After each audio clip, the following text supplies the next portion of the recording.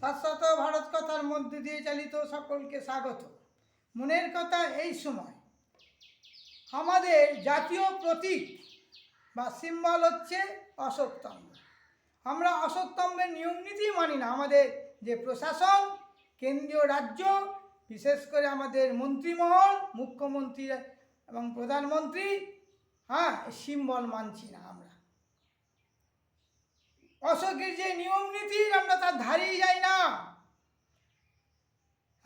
আমি মনে করি অশোকস্তম্ভ তাকে কত অপমানিত করা হচ্ছে। জাতীয় পতাকা আমাদের যে তিরঙ্গা তারও উপকার করি না, বিশেষ করে ওপরে গৈরিক, আমাদের বিজেপি ভারতীয় জনতা পার্টির গৈরিক ধ্বজা, RSS রাষ্ট্রীয় স্বয়ংসেবক সংঘ, হিন্দু সমাজ সমস্ত কিছু আছে, হিন্দু সংহতি, এইসব কত কিছু হচ্ছে। আমরা হিন্দু হতে পারি না। মনের প্রাণে আধ্যাত্মিকবাদী হতে হবে, তবেই আমরা সনাতনী ধর্ম।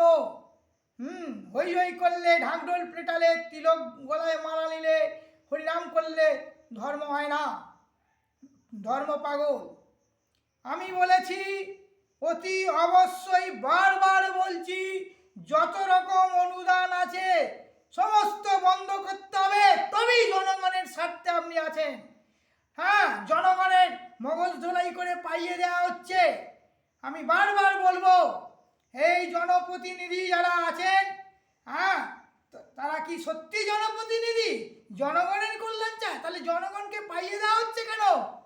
কাজ দিতে হবে, কলে কারখানা উৎপাদন করতে হবে।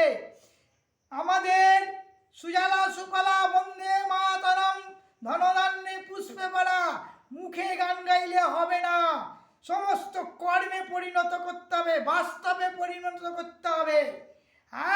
জনগণের ধারে যায় না, খালি বিদেশ ভ্রমণ। ভোটের আগে, নির্বাচনের আগে আমরা নির্বাচিত করেছি, সেই জনগণের দ্বারা জনগণকে ভালোবাসতে হবে, জনগণের কল্যাণে সব কিছু করতে হবে। পাইয়ে দেওয়া নয়, টাকা পাইয়ে দেওয়া, খাদ্যবস্তু, খাদ্য ফসল ফলাতে হবে, তবেই বলবো মনুষ্যত্ববোধ আছে। তাহলে আমি বলবো মনুষ্যত্ববোধ নেই। আমি কাউকে ভয় পাই না। মানুষের কল্যাণে যা করা দরকার, ভারতীয় আদর্শ, কর্ম করতে হবে। শারীরিক কর্ম, মানসিক কর্ম হবে। 40 বছর থেকে 20 বছর তারা কাজ করুক, 25 বছর থেকে কলকারখানায় কাজ করবে, যতই সে বিদ্যা লাভ করুক, যতই সে শিক্ষিত, তারা অমানুষের কাছে অমানুষ ছাড়া কেউ নয়। যেখানে বৃদ্ধ লোকেরা বাম্মার মতো, দাদু কাকা জাটার মতো ফসল ফলাবে, কলকারখানায় লোহা চাগাবে, লজ্জা নেই? কি লেখাপড়া শেখা হচ্ছে?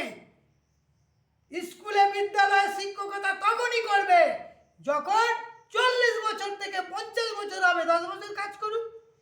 আমি আরো বলি, ভারতবর্ষে বিশেষ করে যদি 2 ঘন্টা শারীরিক পরিশ্রম করে মানুষ, যুব সমাজ, যুবকরা, আমার মনে হয় দেশে সোনার দেশ হয়ে যাবে।